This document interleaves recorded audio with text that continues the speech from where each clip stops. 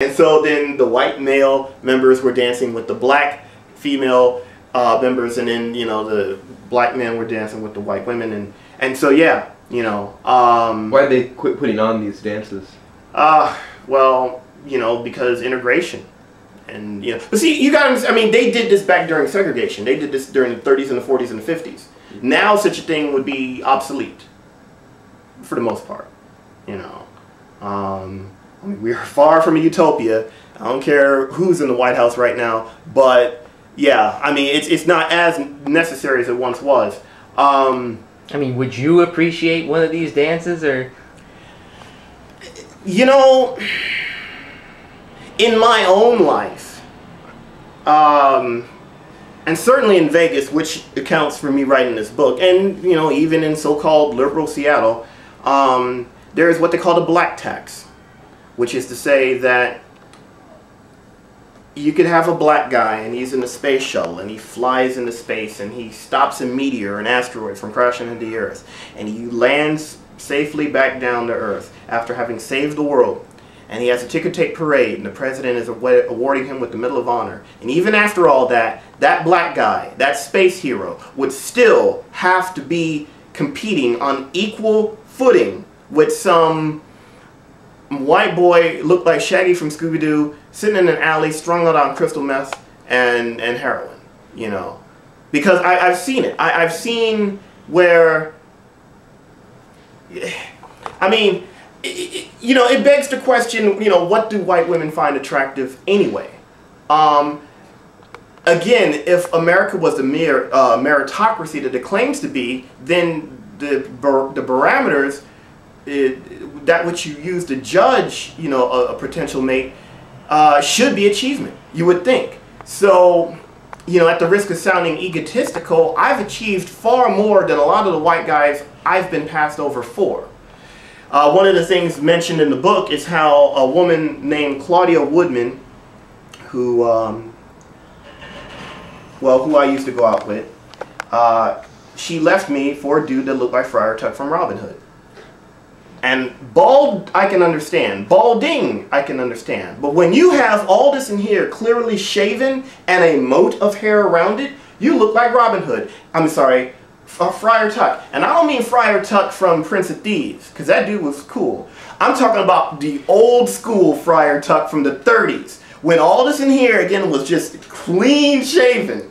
You know, all right, so unless this guy just built a time machine, unless he figured out a way to crack the faster-than-light barrier like Zefram Cochrane from First Contact, unless he has achieved some great scientific or other, unless he just walked out the, where did they award the Nobel Prize? Sweden? No, not Sweden. Switzerland. Thank you, Switzerland. Unless he just walked out of Switzerland with the Nobel Prize, I don't want to hear it. And she never did answer the question. Why? Why pick him over me? When Claudia was already going out with me, and she left me for him? Well, the only logical explanation is, well, she's from Wyoming. Ironically, the same town in Wyoming where Matthew Shepard got tortured to death. And so my guess is that her conservative parents would have a problem with me, but would not presumably have a problem with some dude who looked like Friar Tuck from Robin Hood. And that hurts. Again, it's the black tax. It basically means, I mean, Chris Rock actually said it in this comedy special of his. He said that a black man has to fly to get to something that a white man can just step to. And that includes women.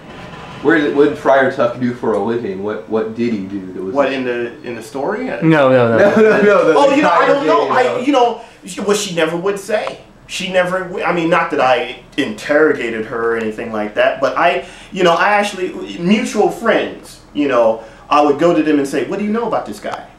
And so, we know nothing about him. Probably because he was nothing to begin with, you know. So, it's just, and then the common thing, and that's why I did this particular one, the common thing is that, well, you know, you're just trying to spite the Klan, as if there's anything wrong with that. But as a result, you don't care who you're with. Not true.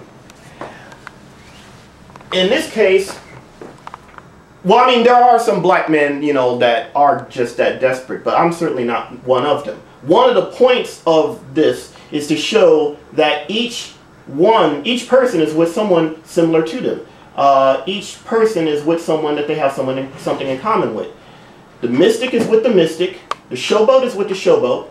The old west is with the old west. The matrix is with the matrix. Martial art with martial art. Diva with diva. Giant with giant. Grungy with grungy.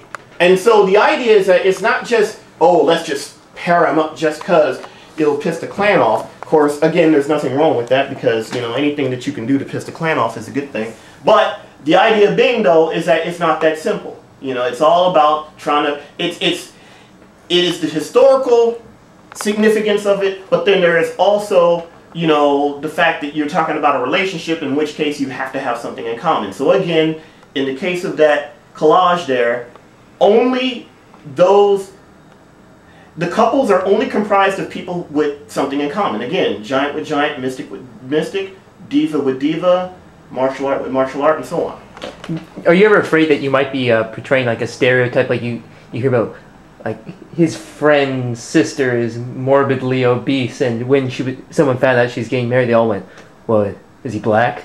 Because this idea that black men like he talked about this. Chris Rock talked about that. That's something that I disagree with Chris Rock on. Chris Rock is trying to claim that black men prefer heavyset white women. Maybe that's his experience, but it certainly is not mine. You know, there's a point in the comedy routine where Chris Rock is talking about how a black man will jump over Keira Knightley in order to get to Rosie O'Donnell. Not true. At least not in my case. It's the diametric opposite. You know, and I know this gets into the issue. Oh, sorry. No, This gets into issues of, you know, body type and objectification, exploitation, and whatnot. You've got what they call chubby chasers. So it is not as if the heavyset women are without their suitors, without their pursuers.